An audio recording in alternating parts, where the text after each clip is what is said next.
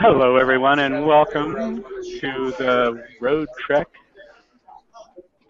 Rally in Kissimmee, Florida. It's the Road Trek FMCA Chapter Rally. And we are now online, and we are with Mike Wendland in Michigan. We are here at the Road Trek Rally in Kissimmee, Florida. So everybody here say hi, Mike. Hey, everybody. It was only 15 degrees below zero here this morning. Okay. The technology that we're using here is called Google Hangouts on Air. It allows us, just with our computers, to have a broadcast TV station and to have guests. So we are now on a internet TV show, and our guest is Mike Wendland, who is in Michigan. And what we didn't, usually we're just sitting at our desks doing this. So what didn't quite occur to us is how we can amplify the sound and not get feedback. Yeah, see, we are hearing Mike loud and clear in our headsets. But they can't hear, huh? But we don't have him coming out over any amplification for you guys. I bet you will soon, though. Oh, he'll figure it out. Okay, if I turn my mic on. I hear you. Okay, and we hear you. How did you do it? Okay, well, we told Chris to leave. Good luck with that. Yeah, really. That doesn't work. Okay. So is it working, everybody? Hey, wow. All right. Just ask Mike to introduce himself. How did he get into road trekking? Okay, first thing. I can hear her through yours, so that's okay, good. Cool. Okay. Well, I think I wonder how many of you guys I have met along the way out there. This is the second year now that we have been doing this. I've told my story a lot. I was a television and newspaper journalist for 40 years, traveled all over the country, but did so on an airplane, and it was always for a news story, and I always wanted to get out there and really spend time at the places I was visiting. But I'd go and I'd do a stand-up and hold the mic and leave and go to another town. And so once I got towards that great retirement age, I said, this is our chance. And I wanted to travel with Jennifer, my wife. We'd raised 3 kids, and it was time to get out there. So we did a lot of looking around. We looked at those great big Type A's, and we looked at Type C's. We looked at fifth wheels. And we realized that the problem with all of those is, while they have a lot of room and they're very comfortable, you got to tow everything with you. If you want a car and if you're going to go places, you got to tow a car. You have to be very careful of where you stop. They cost $300 to fill up every time. And we looked at our lifestyle, which is very mobile. We like to travel. We like to do things. We like to hike and kayak and bike and explore. And that's why we decided we needed a Type B, a camper van. Well, then it was just a matter of looking at all of the different models. And the reason we chose Road Trek was pretty clear. I knew that we'd be traveling a lot, so it was important that whatever model we get would have to have the largest dealer network out there, so we could reasonably find a dealer. And Road Trek won that hands down. They have the largest Type B dealer network in North America. We also wanted a company that had been around a long time and that was we knew was reliable and had a track record. And Road Trek won on that as well. It's the best-selling Type B in North America. So then we made our choice. So we had 2 dealers in our state here of Michigan that we could look at, and we decided we wanted one, and we picked out a used one. I should say a used one picked us out, because, as you know, it's pretty hard to find these things used, and so we had to go on a waiting list to get one. And then one day, 2 years ago, we got a call from the dealership, said we got a new Sprinter, an 06 Sprinter coming in. It's in great shape. I said, well, good. Call us when it's in. We'll come look at it. they said, give us $1,000. I said, give you $1,000. Yeah, they said, we got a waiting list, and somebody will snatch this up. And so we literally had to buy this thing sight unseen. Now, they would have given our money back, but that was it. We got a 2006, and we used that the first year, loved it. We decided we really liked boondocking, you know, staying without commercial power, and I was at that time now doing a lot more videos. Road Trek had taken an interest. We did a story on the new E-Trek and fell in love with it. We were able to get almost what we paid for our E-Trek. Did so, and since then we've been driving an E-Trek. We've put 40,000 miles on it over the last year. So how'd that work? Did you hear me? I can't tell.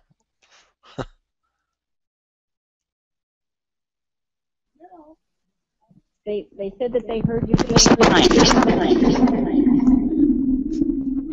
How are we doing this then? Yeah. Because I hear nothing at all, so I don't know whether this is working or not. I see Jim is muted. Chris is muted. And Chris's computer is muted. Okay, you should hear me now. I hear you. Okay. Okay, you should be able to answer any questions now. You and I are unmuted, and you should be able to see the audience. I do. Let me pull the audience up and look at them full screen on my camera.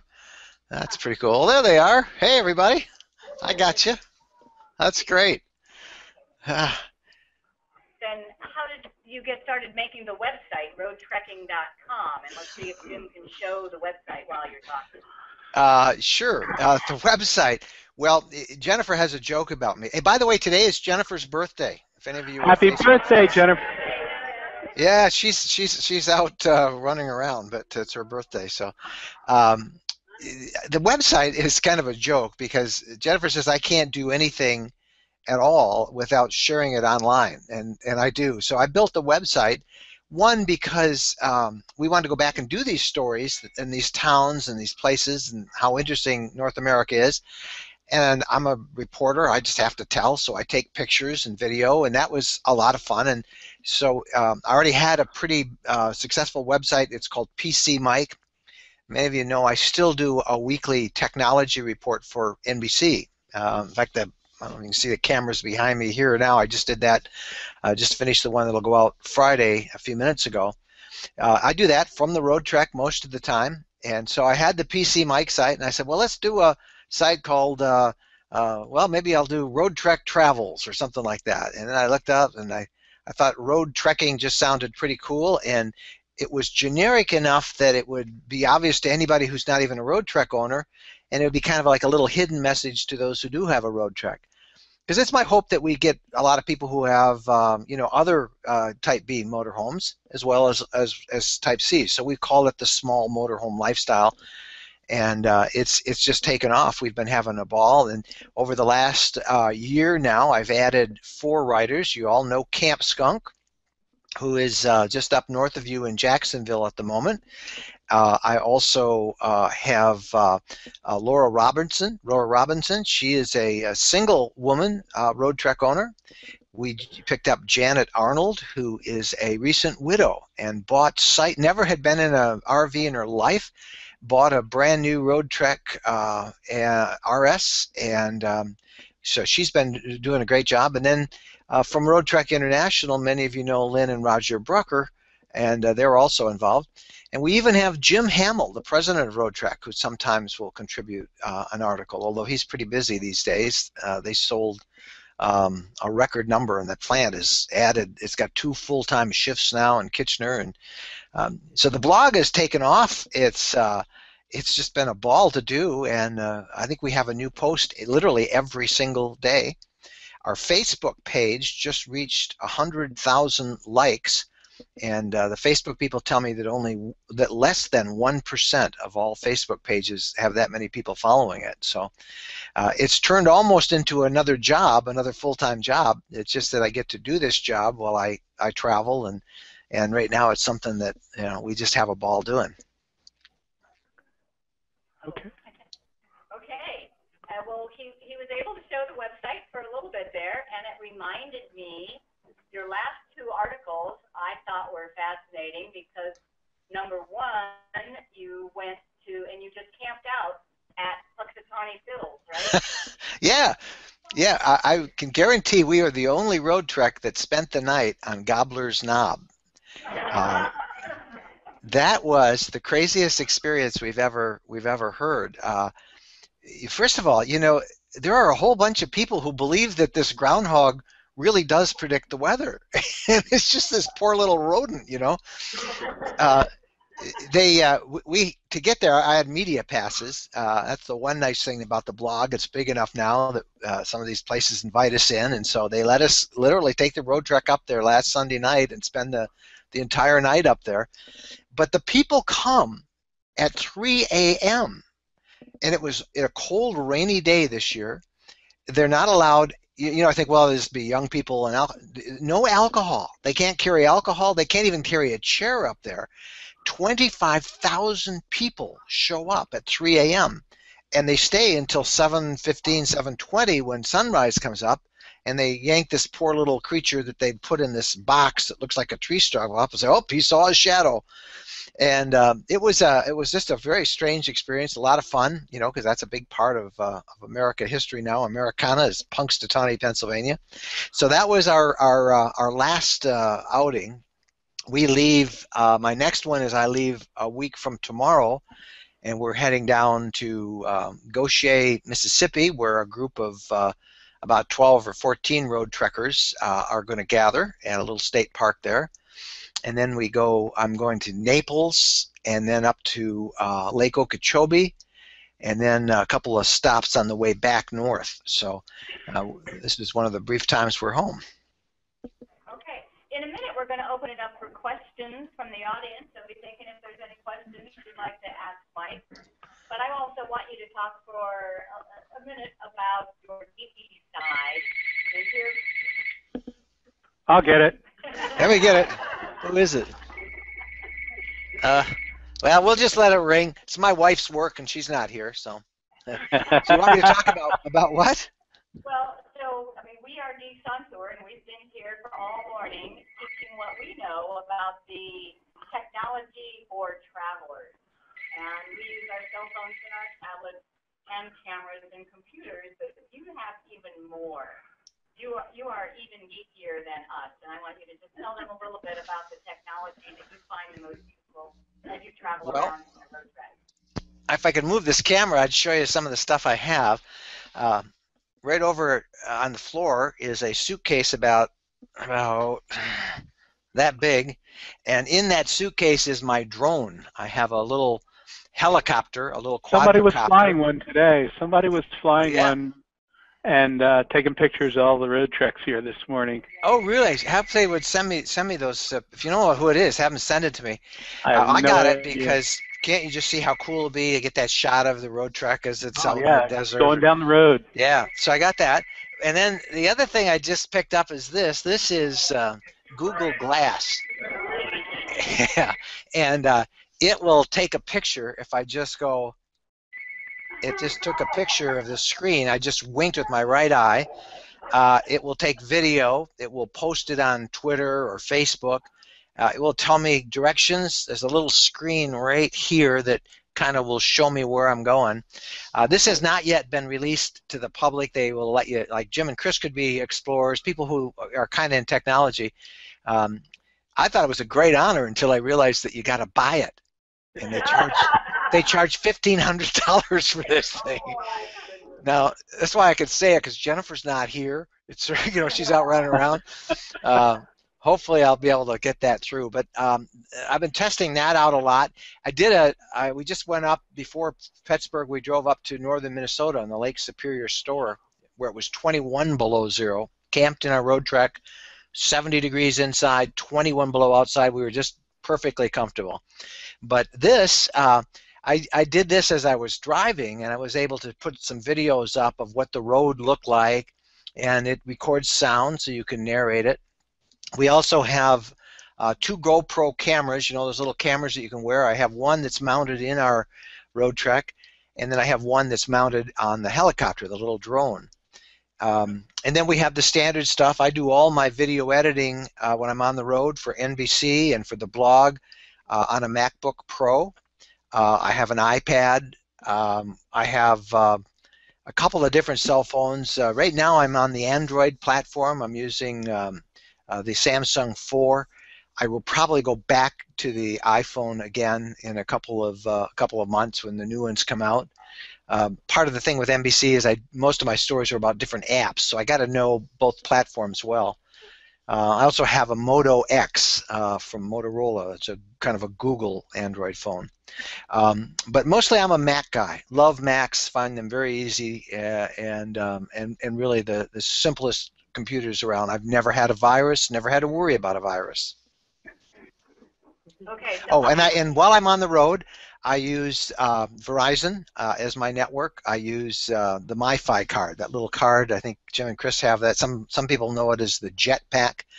And basically, I have an extender antenna from Wilson that I throw on the top of the roof of the road track, and it can pick up a signal pretty much everywhere. Even from Yellowstone, I was able to access the internet.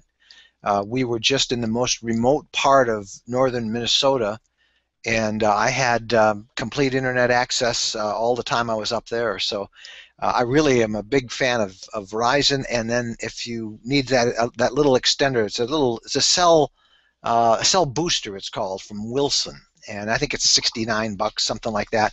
And that was probably the best investment I made in terms of staying connected. So that's probably the Wilson Sleek. Yep, Wilson Sleek. Yep. Again, I got a little. That comes with a little tiny antenna, but I bought a longer one for $12 or something. You can hook that up to a bigger antenna. Yep. that's not the same technology that we talked about all morning here. But actually, I'm interested in what technology kept you warm without electricity in a road trek in the snow at 30 degrees below. You talked about some special heater. Jennifer.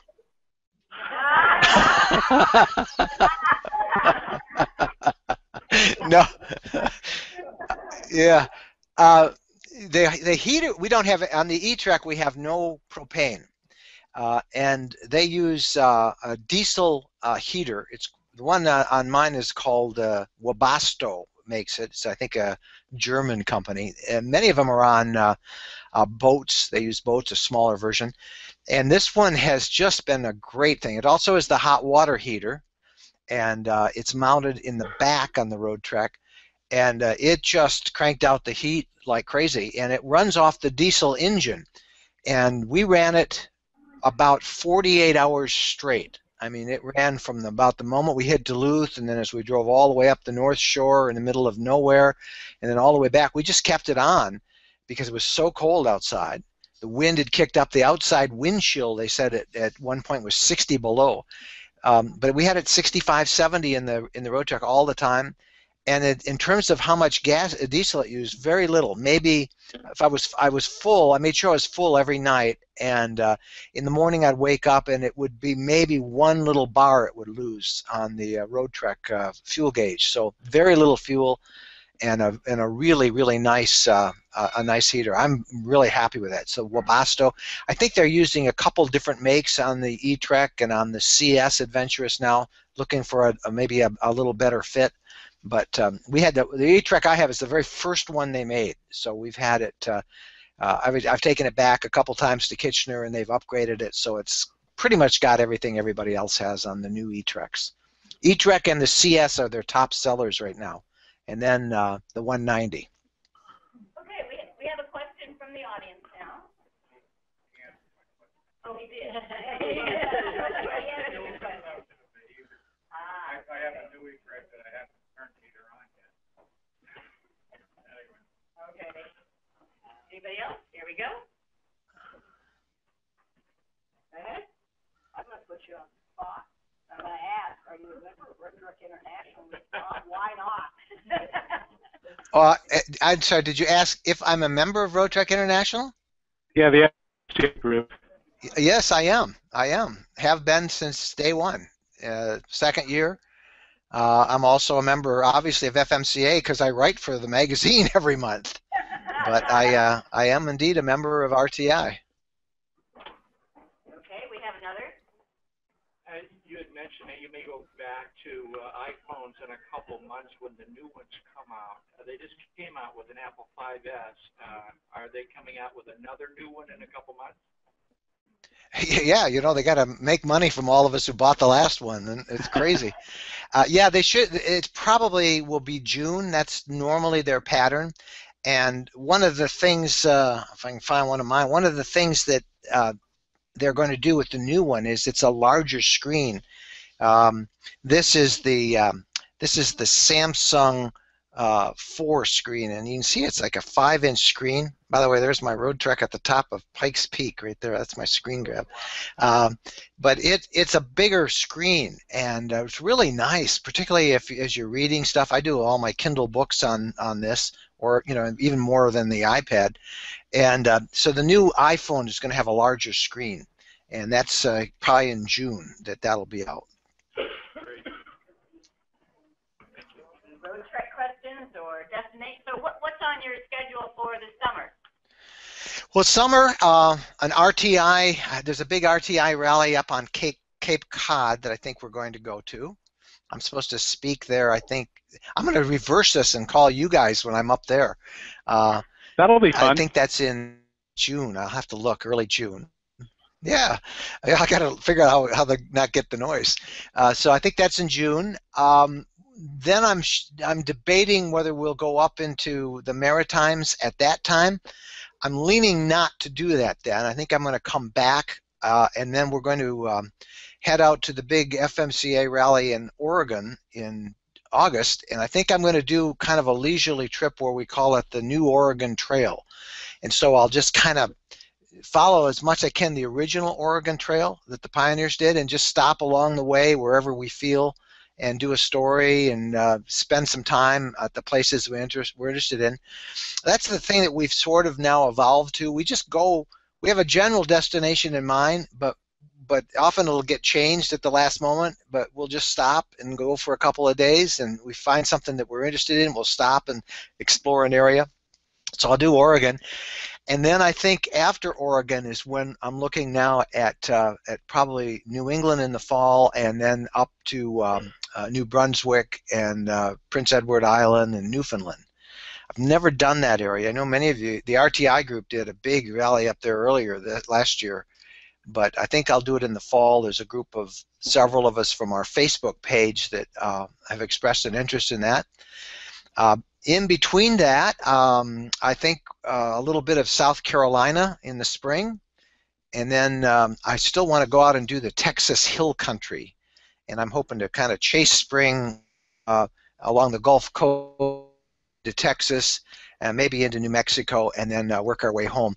Our favorite spot is Yellowstone and Glacier National Parks, so I definitely want to visit both of them again this year. We go every year, and I'm not sure. I go back and forth which one I like best, Glacier or Yellowstone. But so it's kind of the same stuff that's on everybody's bucket list. I'd like to do the Canadian Rockies sometime. I've been to Alaska a number of times on news stories or other projects that we've done. And while it's on my list eventually, I think I'd like to see more of parts of Canada that I've never been to before. So that's enough to keep us busy for a couple of years, and that's our general plan. I told you next week we leave for Goshen, Mississippi. If any of you are around, by the way, I know I just got a note this morning. One of the guys we call the Godfather of the Gulf Coast, one of our road trekking friends there, started this out as a friend. I think there's 12 coaches now that are going, and that's at the Shepherd State Park, and it's the 21st through the 24th. It's not a rally per se, but it'll be a lot of fun. A lot of regulars that are on the Facebook groups will be there. Does anybody have any recommendations for him? Where should he go? Any place he could meet up with you? Okay, I was just going to say, you mentioned the Texas Hill Country, and if you're going to go there, you want to go in the spring, like March, late March, early. So anytime it right, the blue bonnets are in bloom, and the weather is very mild, so you need to take the time into consideration. Yeah. Yeah, Bluebonnet Decorations. Yeah, yeah, I'd love to see that. Any others? Well, I was just wondering if there are any people in our group here today that are on that Facebook page and joining in on that group. I've been on there. It's wonderful. I couldn't hear that. Who's on your group? How many people are in the Facebook page? Okay, the Facebook page, are you ready for this? We just turned 102,000 likes on road. It's facebook.com/roadtrekking, 102,000. I started then a group because it's a little more difficult on a page to have threaded conversations, although we do. I started a group called Road Trekking the Group, and that's up to about 1,300. Those are more hardcore road trek users. The road trekking page are road trekkers, but also we have a surprising number of people who use Pleasureway, who use Leisure Travel Van, who have Class C's, even some Class A guys are there as well. But I am amazed at the depth of the community on Facebook. It's really good. There's a couple of other Facebook groups out there that are devoted to road trek. One of them, probably the biggest, is one that's closed. It's a closed group, and while I am on there and I'll answer questions or comment, I just have an aversion to anything that's closed. I mean, I think if anything, we want to be more open and bring more people in. So my two groups, the page and the group, are open for anybody. I have to sometimes, zap people, but who are spamming it. But it's very open and a lot of fun. Where are you going? Where's she going? What happened? Her phone rang. I got it. Okay. Is Dennis Crabtree out there? All right, well, do you have any questions of this group? Yeah, I'm looking for Stephanie Alexander. Is she out there? There you are. I just see a blue shirt. Yeah. And where's Everybody about you. and Dennis Crabtree? I wonder if he's there. Is that him way in the back? Hey, Dennis. I know Stephanie and I know Dennis. I probably have met some of the others, but you're all, when I look at the pictures, just kind of blurred faces. So it's hard to get. Yeah, it kind of looks like that to us too, right from right here. Yeah, yeah. Well, I wish I was down there with you guys. I am really impressed at how many people showed up. All right, one more question or statement. Hi, Mike. How you doing? We were impressed, Chris, can you get closer to him so I can hear the question? No, the microphone's up here. Oh, okay. Yes, we just want to say hello. We met you in France, and thank you. Oh yeah, so we much did a on tour the of your road track. Yes, and we'll hope to see you sometime. Well, I wish I was with you. That was fun. Did you do anything more to your road trek? To say. Yeah. Oh yeah, there's your wife. Yeah. Or is that your girlfriend? I can't tell. Yeah. I better be careful. Yeah.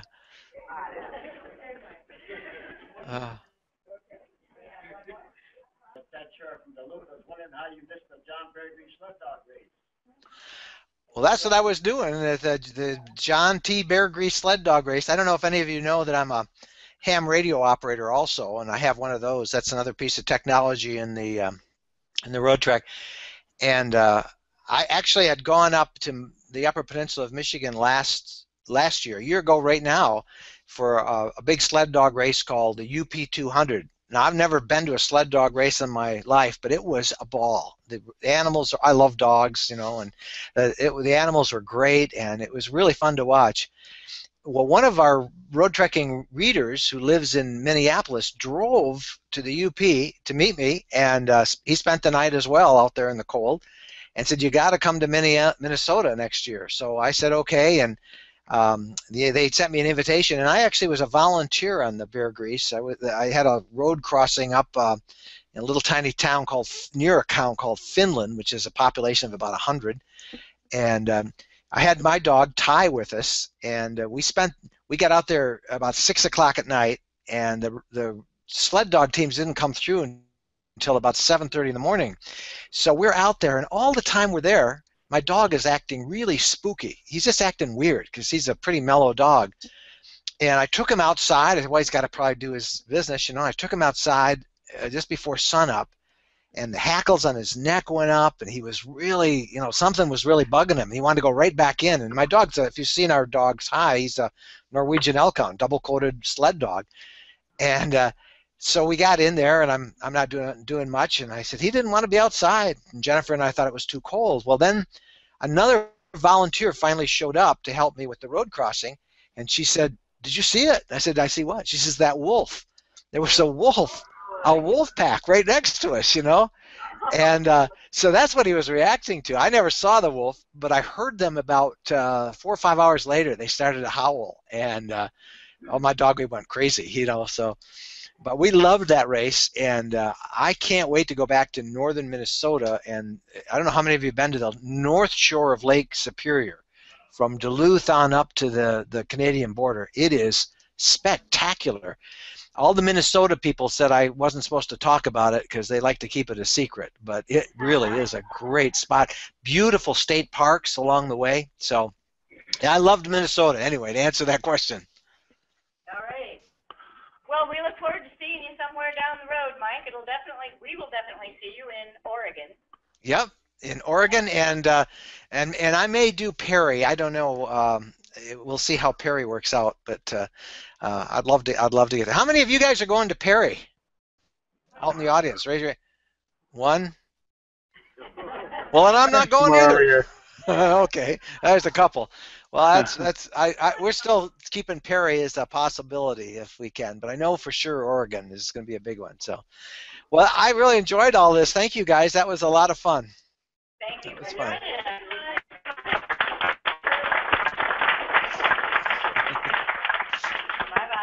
Bye-bye. Okay. And goodbye to everyone else who's watching. And I'm Jim from Geeks on Tour. I'm Chris. And I'm Mike. I'm out of here too. Bye-bye. Bye, everybody.